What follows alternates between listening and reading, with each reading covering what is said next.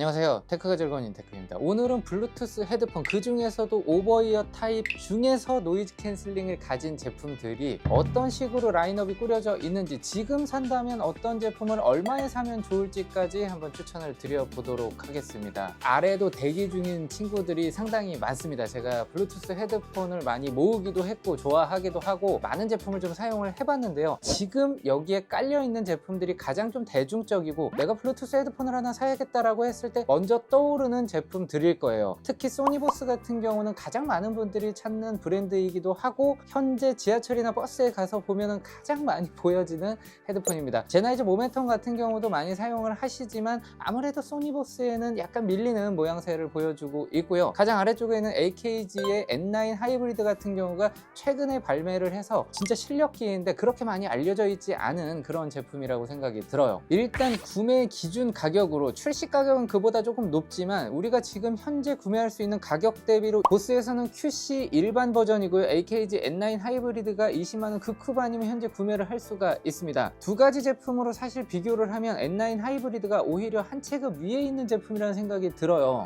여러 가지 기능적인 부분도 있고 가장 인상적이었던 부분은 이 왼편에 보시면 USB 동글이 들어있습니다. 근데 그게 A타입이 아니고 이런 식으로 C타입으로 들어있어요. USB 동글이 있다는 얘기는 2.4기가 대역을 활용을 해서 블루투스가 아닌 무선 연결을 활용한다는 얘기인데, 이렇게 되면은 딜레이가 없기 때문에 게임을 하실 때에도 유리합니다. 블랙과 화이트 두 가지로 출시를 했는데 저는 화이트가 예뻐 보여서 골랐습니다. 약간 타이트한 면에 속하기는 해요. 아주 편한 착용감이다 라고 말할 수는 없지만 밀폐형 블루투스 이어폰 특성상 이 정도는 좀 짱짱해야지 라고 견딜 수 있다면 부담 없이 사용을 할 수 있고요. 제 눈에는 상당히 좀 예쁜 화이트고 상단에 있는 AKG 로고도 저는 좋다고 생각을 했는데, 주변에는 물어봤더니 디자인은 그렇게 큰 점수를 받지 못하더라고요. 오히려 소니보스 쪽에 더 점수를 많이 주더라고요. 보스의 QC 같은 경우는 이런 식으로 접히기 때문에 여행 다니시는 분들께서 가방에 넣고 다니기에 좀 좋은 그런 제품이에요. 그리고 전원 분리 버튼이 오른편에 있는데요, 이게 은근히 직관적 이고 편합니다. 아래쪽에 있는 버튼으로 조작을 할 때는 이걸 내가 지금 눌렀나 안 눌렀나 헷갈릴 수가 있는데 물리적으로 딱 위치를 정할 수가 있기 때문에 배터리 관리에 있어서 조금 더 효율적이라는 생각을 했어요. 착용감은 보스 제품들은 상당히 좀 가볍게 되는 편이에요. 좌우 압박도 그렇게 심하지 않은 편이기 때문에 편안하게 사용을 할 수가 있어요. 정수리 압박은 약간 있습니다. 이게 지금 생긴 게 딱 보시면 아주 동그랗지가 않아요. 윗면이 살짝 이렇게 직선화되어 있다라는 느낌이 좀 들지 않나요? 그렇다 보니까 정수리에 닿는 느낌이 확실하게 듭니다. 자, 그러면 이제 QC 일반 버전과 QC 울트라의 차이점이 뭘지 상당히 궁금하실 것 같아요. 가격 차이도 좀 나기 때문에 무조건 울트라가 좋은 건가 라고 생각을 하실 수가 있는데, 음악적인 스케일 차이는 그렇게 크진 않습니다. 울트라가 조금 더 좋은 건 맞는데 일반 QC 버전이 그렇다고 음질이 많이 떨어지냐, 그렇지는 않아요. 둘간의 가장 큰 차이점은 음장감이라고 보시면 돼요. 앱에 들어가서 보시면 다양하게 세팅을 하실 수가 있는데요, 울트라에만 있는 기능들이 몇 가지 있습니다. 사실 일반적으로 나는 그냥 가요를 듣는다라고 하면 크게 상관이 없을 수 있는데요, 미디어 감상을 하시는 분들께서는 차이를 느낄 수가 있어요. 노이즈 캔슬링에 대한 부분도 QC 울트라 쪽이 낫다라는 생각을 했습니다. 아무래도 일반 QC 버전보다 조금 더 동그랗게 만들어져 있기 때문에 확실히 착용감이 좀 더 편하고 쿠션감이 조금 더 있다라는 느낌이 들어요. 보스 제품 이런 식으로 둘 다 접힙니다. 여행 다니시는 분들께서 편리하게 사용을 할 수가 있어요.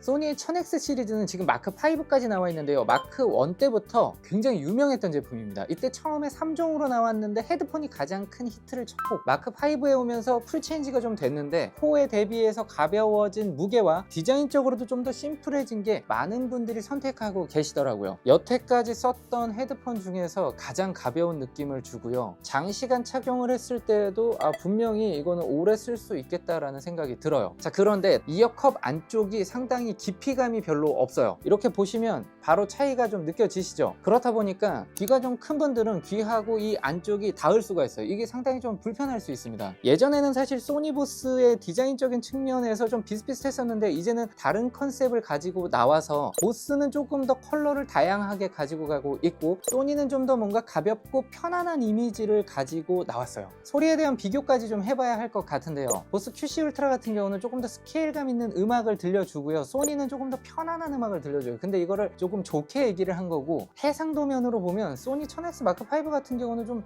뭉개진 느낌이 저는 개인적으로 살짝 들더라고요. 이런 거를 이제 좋아하시는 분들도 있을 텐데, 지금 소니 마크 5는 음질적으로는 개인 취향은 아닌 걸로 좀 말씀을 드리고 싶어요. 디자인, 노이즈 캔슬링, 음질, 가격 여러 가지 총점으로 따졌을 때는 서로 간의 선택지가 나뉠 수 있는데, 음질 딱 하나만 놓고 봤을 때는 N9 하이브리드의 밸런스가 상당히 잘 나왔다는 생각이 들어요.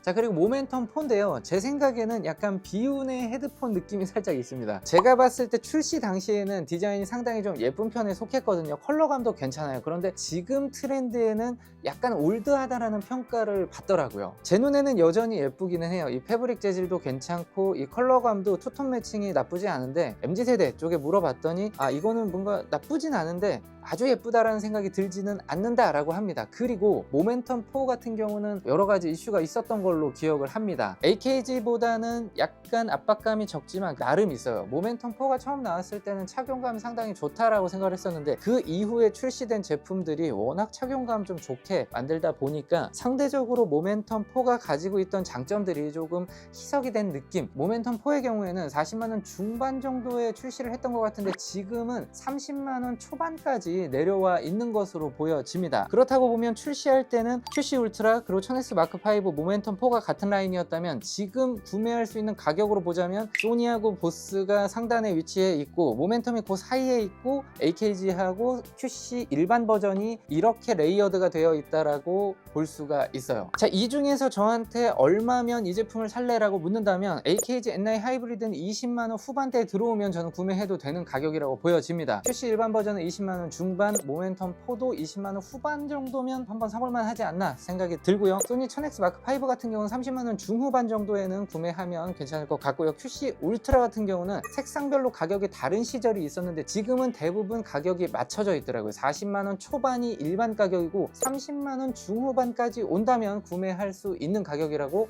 생각이 됩니다. 자, 지금까지는 어떻게 보면 좀 대중화되어 있는 헤드폰, 편의성도 어느 정도 들어가 있고 음질도 괜찮은 총점이 높은 그런 헤드폰이었다면, 앞으로 보여드릴 헤드폰은 음질에 좀 중점을 둔 조금은 덕후들이 선택할 만한 그런 헤드폰들을 보여드릴게요. 앞서 보여드렸던 대중화된 제품과 지금 깔려있는 제품 사이에 있는 제품들 간단하게 언급만 하겠습니다. 가장 먼저 마샬의 모니터 3를 말씀드리고 싶고요. B&W PX7S2E 그리고 BN5의 HX입니다. 사실 HX 같은 경우는 제가 샀을 때보다 가격이 좀 많이 올랐어요. 그래서 어떻게 보면 여기 깔려있는 제품들이랑 지금 만나 있는데, 제가 봤을 때 음질적인 클래스로 보면 이 셋이 좀 비슷한 군에 있지 않나 라는 생각을 합니다. 이 중에서 개인적으로 올라운드를 하나 추천해 달라고 하면 PX7S2E가 상당히 저는 만족감이 높았고요. HX 같은 경우는 좀 잘생긴 맛에 쓰는, 그리고 마샬 모니터 3 같은 경우도 약간 감성으로 사용을 해야 하는 헤드폰이에요. 자, 사실 지금부터가 오늘 영상의 진짜입니다. 블루투스 헤드폰에서 가장 음질 좋은 걸 찾는 분들께서는 어떤 제품을 골라야 할까 말씀을 드려볼게요. TX8과 베티스는 제가 영상에서 한번 소개를 해드린 적이 있었고, 달리의 IO8 그리고 마크레빈슨의 5909 같은 경우는 오늘 처음 보여드리는데요. 네 가지를 봤을 때는 약간 취향 차이로 갈린다라는 이야기를 하고 싶습니다. 그 중에서도 가장 대중적으로 좋아할 만한 제품은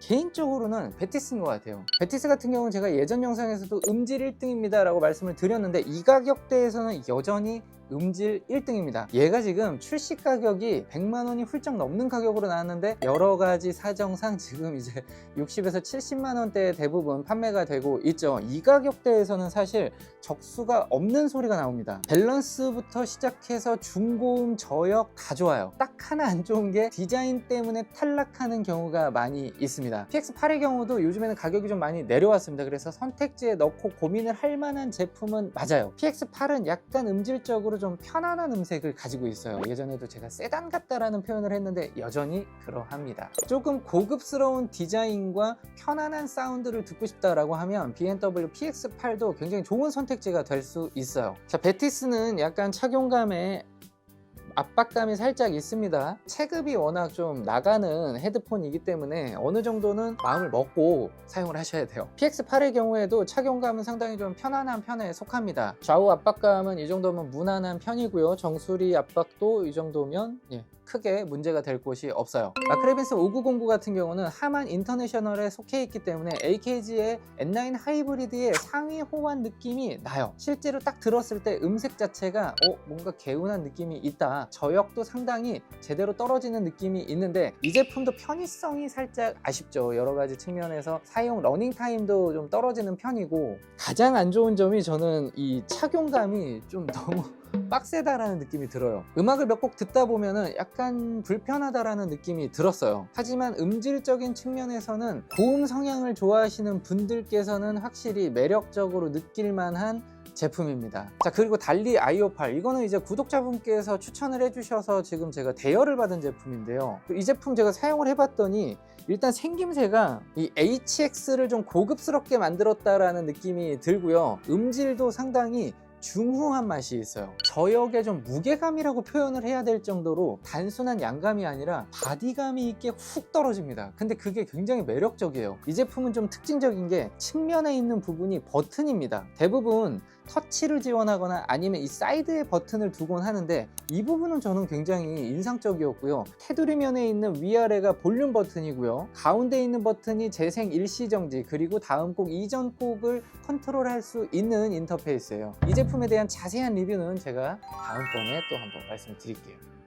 이 네 가지를 가지고 음질 정리를 해보자면, 저음 중심으로 좀 무게감 있는 음악을 듣고 싶다라고 한다면 달리 아이오8이 괜찮고요. 그보다 약간 밸런스 좋게 나온 게 PX8입니다. 그리고 베티스가 요 사이에 있고 마크레빈슨이 상당히 위쪽에 있습니다. 베티스도 고음 성향을 가지고 있어요. 그런데 저음의 펀치력이 워낙 좋기 때문에 밸런스가 맞춰지는 느낌이고요. 마크레빈슨은 확실하게 고음 성향이 좀 뛰어난 헤드폰이라고 생각이 들어요. 자, 그러면 이 네 가지 제품을 가지고 현재 판매가를 기준으로 얼마 정도면 구매해도 괜찮을까 생각을 해봤습니다. 60에서 70 사이에 들어와 있을 때 구매를 하시면 되는데요. 60 근처에 왔다라고 하면 내가 알고 있는 최저가에 거의 다 왔구나 생각을 하시면 됩니다. 자, 이 제품은 구매를 추천드리기보다는 그냥 이런 것들도 있다라는 말씀을 좀 드리고 싶어서 보여드리는데요. 자, H95 같은 경우는 가격이 꾸준하게 올라서 이제는 100만 원을 훌쩍 넘어 있더라고요. 그리고 솔리테어하고 H100 같은 경우는 200만 원대입니다. 사실 이 제품은